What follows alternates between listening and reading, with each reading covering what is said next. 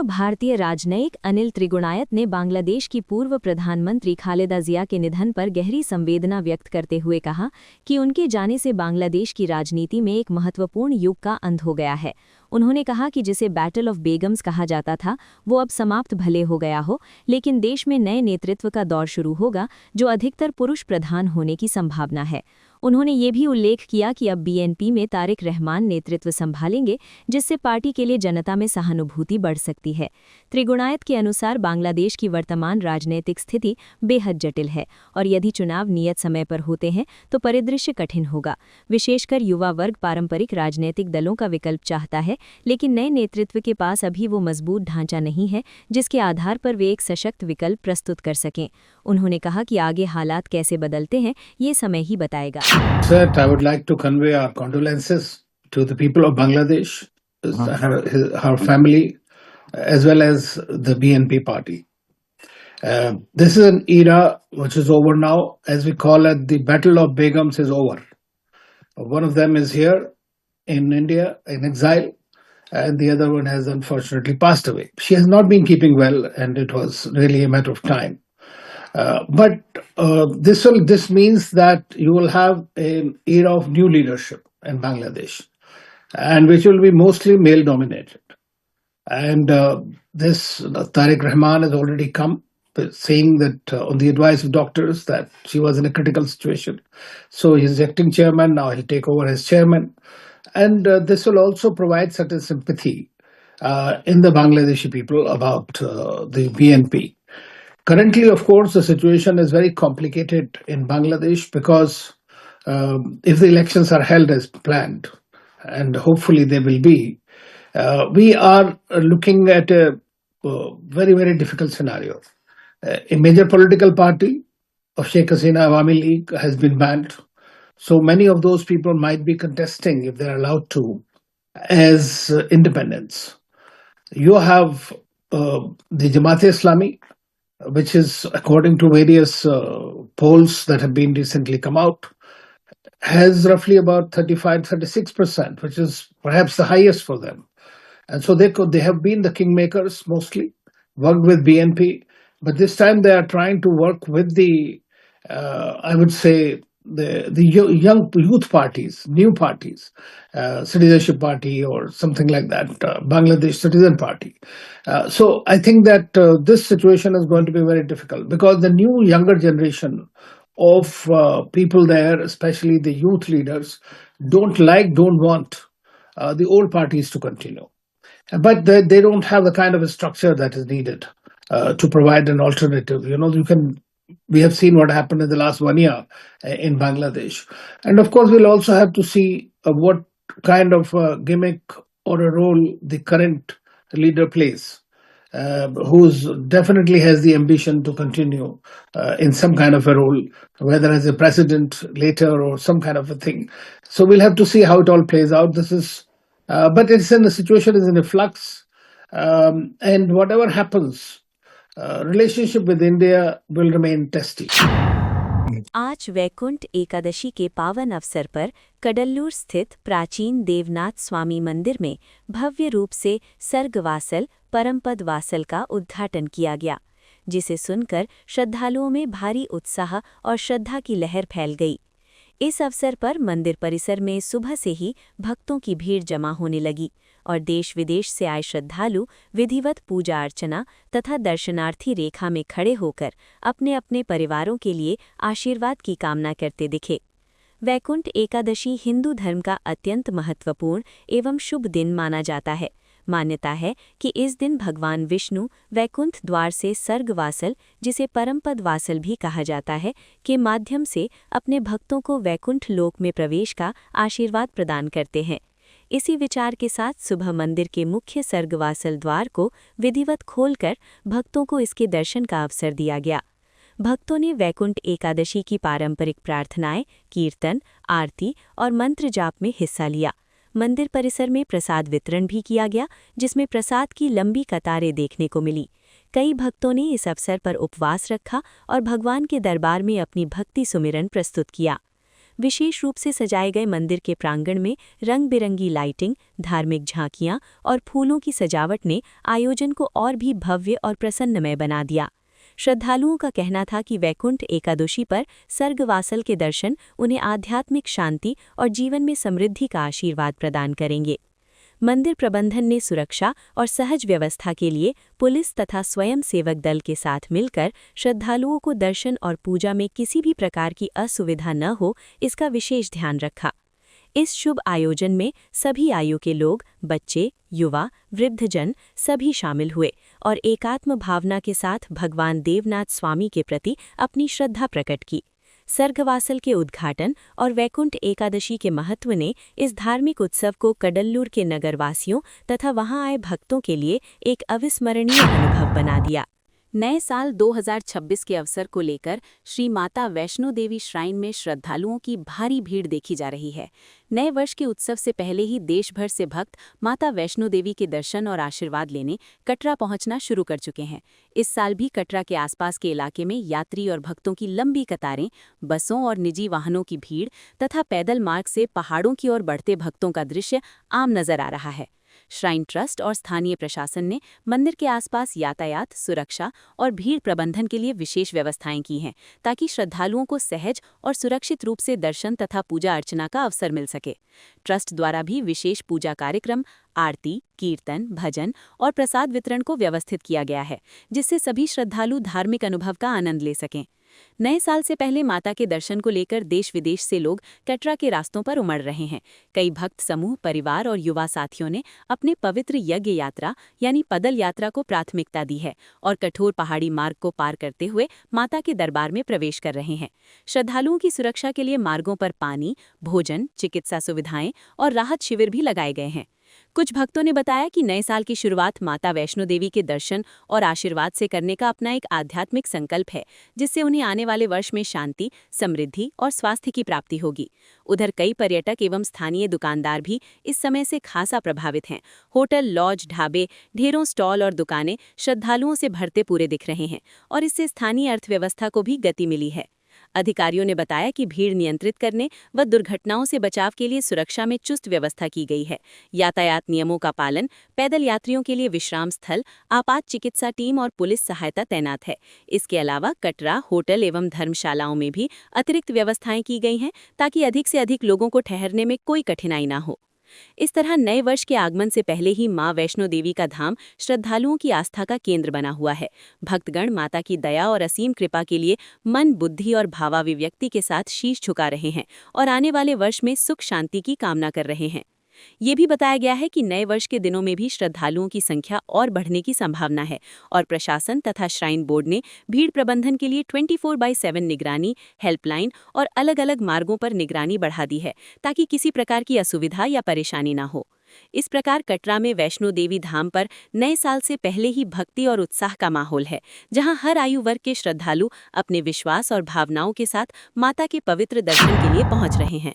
BJP सांसद तापिर गाव ने बांग्लादेश और चीन को लेकर सख्त बयान दिया है, जिसमें उन्होंने कहा कि बांग्लादेश के कुछ तत्व हमारे पूर्वोत्तर क्षेत्र में विस्तार के बारे में सपना देख रहे हैं और अगर ऐसा सोचते हैं तो उन्हें ये स्पष्ट होना चाहिए कि आज का भारत प्रधानमंत्री नरेंद्र मोदी के नेतृत्व में मजबूत है और ये किसी भी तरह की गलत धारणाओं को बर्दाश्त नहीं करेगा।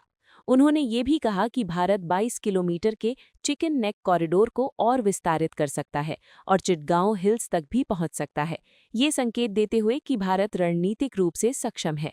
गांव ने ये भी जोर देकर कहा कि भारत में अवैध रूप से रहने वाले सभी बांग्लादेशी और रोहिंग्या प्रवासियों को वापस भेजना चाहिए।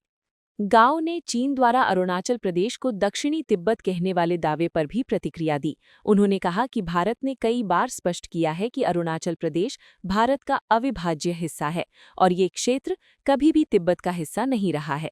उन्होंने 14वें दलाई लामा के बयान का हवाला देते हुए कहा है कि ये बात कई बार कही जा चुकी है और एक दिन ऐसा आएगा जब चीन को तिब्बत छोड़ना होगा। विशेषज्ञों के अनुसार चिकन नेक या सिलीगुड़ी कॉरिडोर पूर्वोत्तर भारत को मुख्य भारत से जोड़ने वाला बेहद संकीर्ण भूभाग है, जिसकी चौड़ाई लगभग 20-22 किलोमीटर है और ये भारत की रणनीतिक सुरक्षा के लिहाज से महत्वपूर्ण है।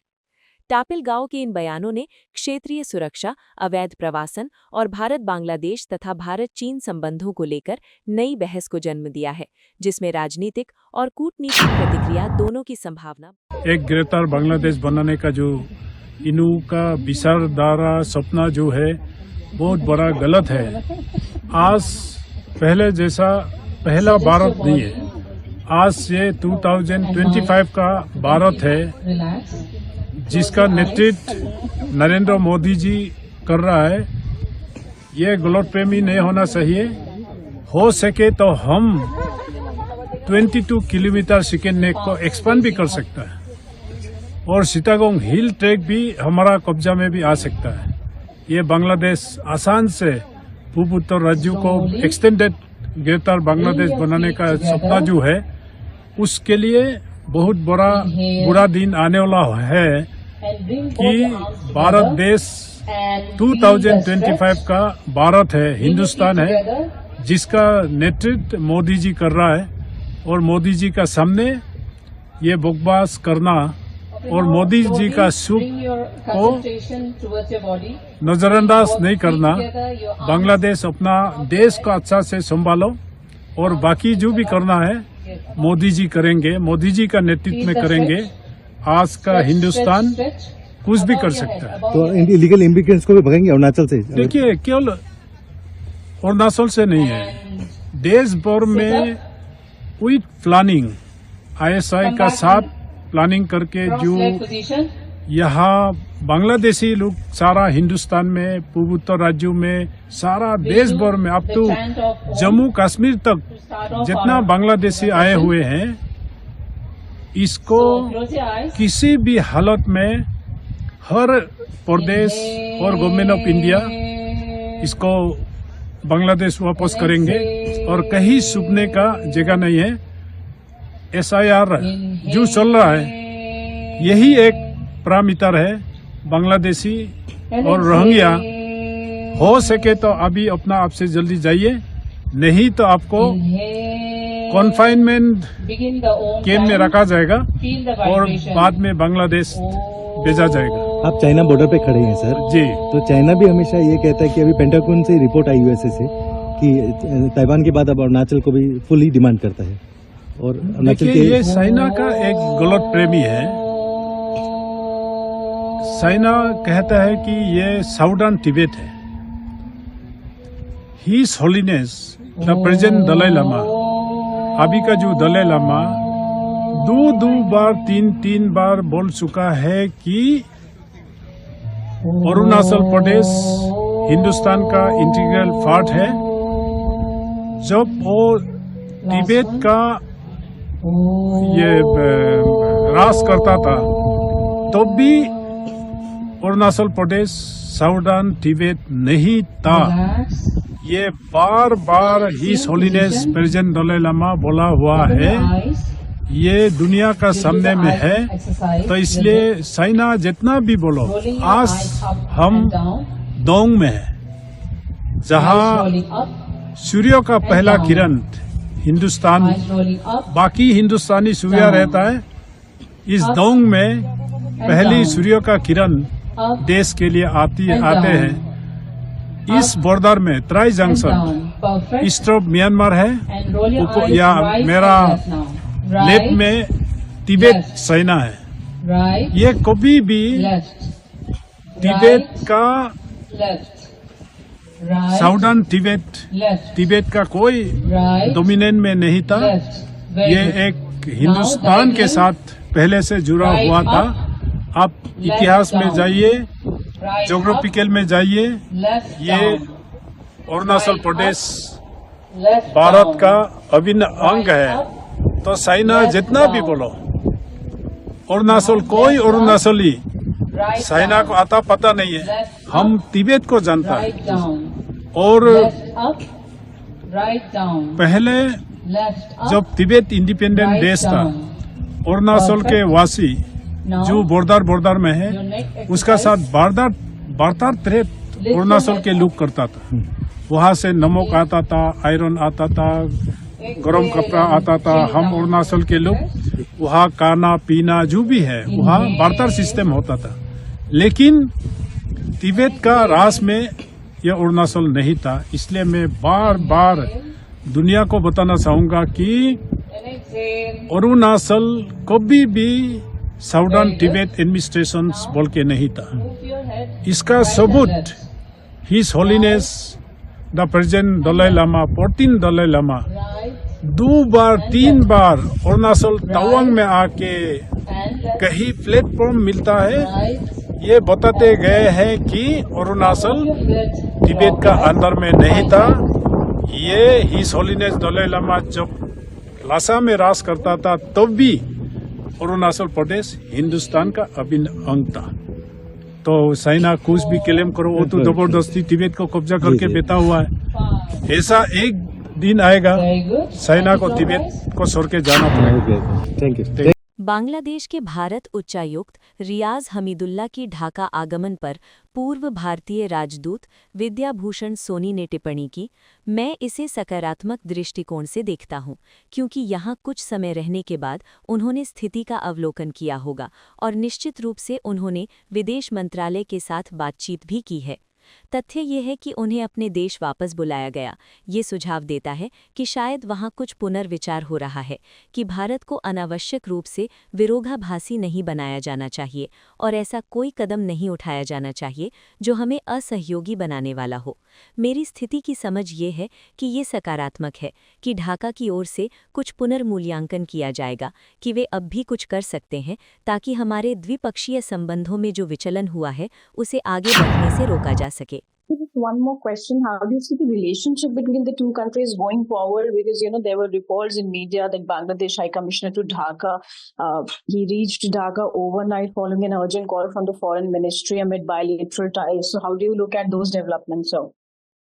I think this is, I would like to see it in a positive angle, because after having been here for some time, he must be watching the situation very carefully. And of course, he has had interaction with the Ministry of Foreign Affairs, External Affairs Ministry.